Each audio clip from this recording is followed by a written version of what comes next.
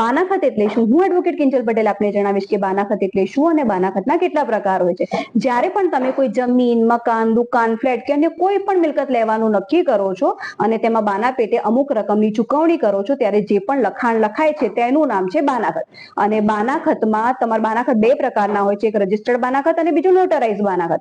Registered બાનાખત એટલે કે તમારી મિલકત, જે પણ મિલકત તમે લેવાની વેચાણ લેવાની નક્કી કરેલ છે તે જે સ્થળ પર આવેલી છે તેના સબ રજિસ્ટ્રાર સાહેબ સમક્ષ જઈને તે બાનાખતની નોંધણી કરાવવાની હોય છે. અને બીજું બાનાખત છે તે છે નોટરાઇઝ બાનાખત. તે તમારે નોટરી વકીલ રૂબરૂ જઈને કરાવવાનું હોય છે.